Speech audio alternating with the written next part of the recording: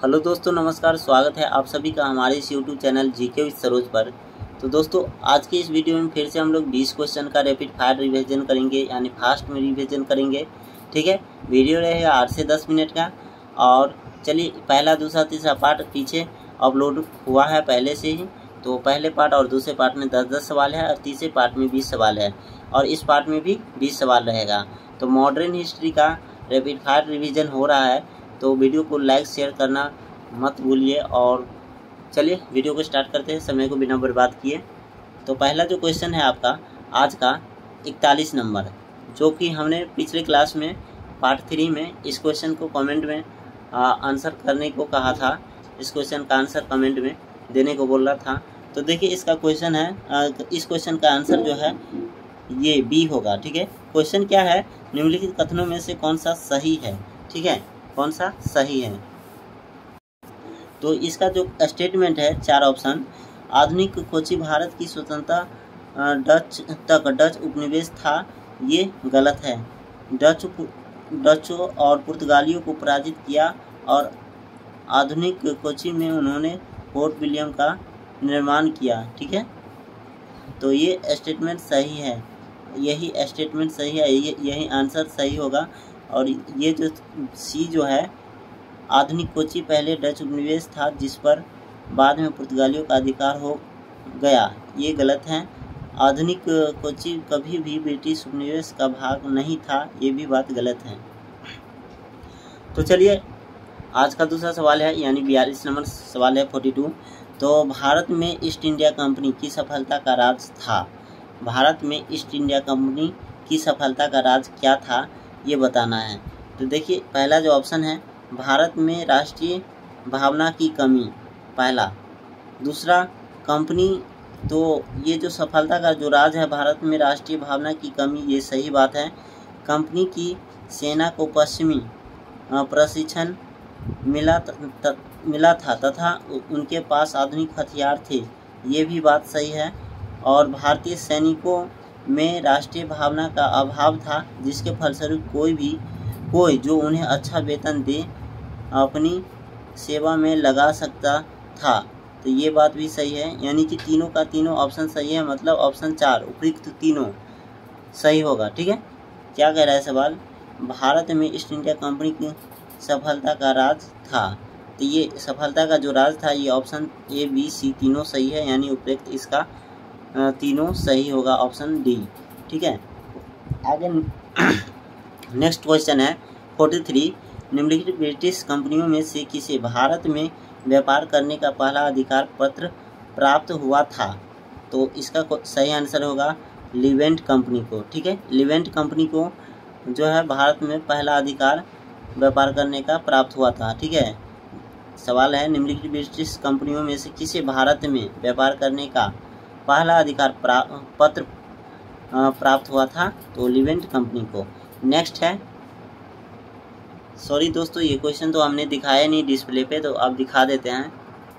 ये देखिए दोस्तों, 43 नंबर सवाल है, निम्नलिखित ब्रिटिश कंपनियों में से किसे भारत में व्यापार करने का पहला अधिकार पत्र प्राप्त हुआ था। तो लिवेंट कंपनी को। ठीक है, नेक्स्ट सवाल है 44 नंबर, लंदन में ब्रिटिश ईस्ट इंडिया कंपनी के गठन के समय भारत का निम्नलिखित में से कौन सा बंदरगाह था। तो ये अकबर। ठीक है, कौन सा बादशाह था, sorry my mistake in word. तो दोस्तों, धरफड़ी में कुछ से कुछ पढ़ा जा रहा है, तो धीरे धीरे इस सब में सुधार हो जाएगा, आप टेंशन ना लें। रिवीजन करना है तो रिवीजन कीजिए, ठीक है, और लाइक शेयर जरूर कीजिए।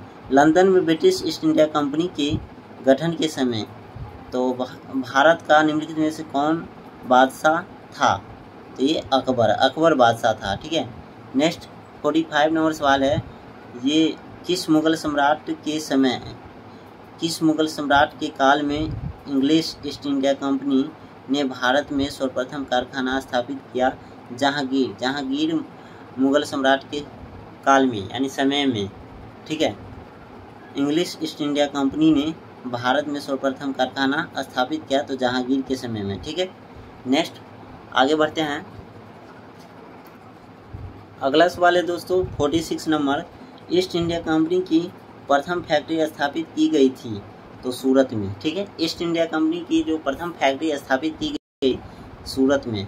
एंड नेक्स्ट 47 नंबर सवाल जो है, निम्नलिखित में से किस अंग्रेज अधिकारी ने पुर्तगालियों को स्वाली के स्थान पर हराया था, ठीक है। स्वाली के स्थान में कौन सा अंग्रेज अधिकारी है जो पुर्तगालियों को स्वाली के स्थान पर हराया था? ये थॉमस बेस्ट, ठीक है। ऑप्शन बी सही आंसर होगा, थॉमस बेस्ट। नेक्स्ट आगे बढ़ते हैं। आइए अगला 48 नंबर सवाल है 48, निम्नलिखित यूरोपीय व्यापारिक कंपनियों में से किसने सूरत में सर्वप्रथम अपना कारखाना स्थापित किया? तो अंग्रेजों ने, ठीक है।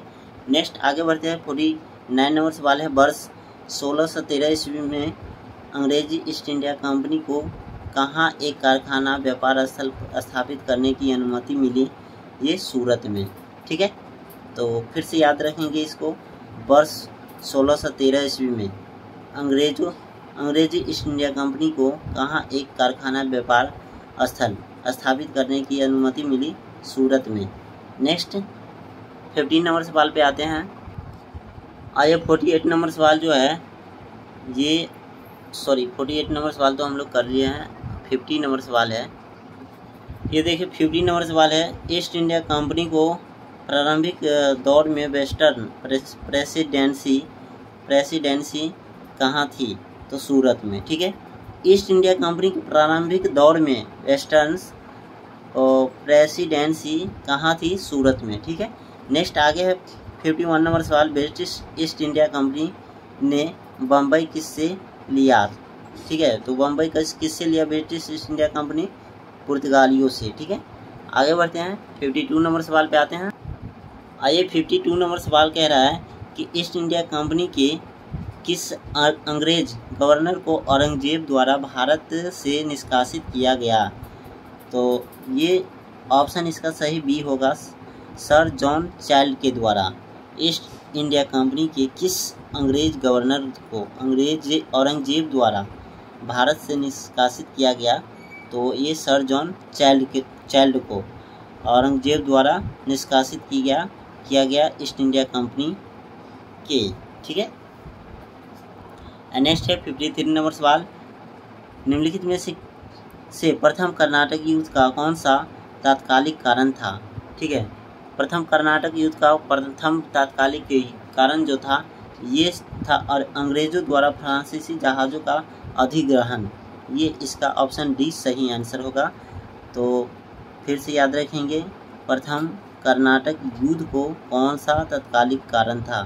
तो प्रथम कर्नाटक का युद्ध था, तो प्रथम तात्कालिक कारण जो था अंग्रेजों द्वारा फ्रांसीसी जहाज़ों का अधिग्रहण। नेक्स्ट आगे बढ़ते हैं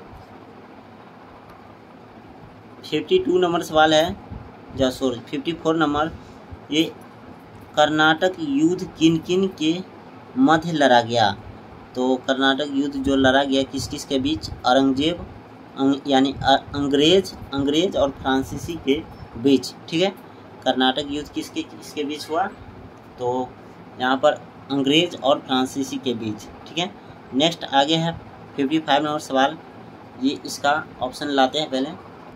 आइए 55 नंबर सवाल है, ये सवाल कह रहा है कि सूची 1 को सूची 2 के साथ सुमिलित कीजिए और सूचियों के नीचे दिए गए कूट के उपयोग से सही उत्तर चुनिए।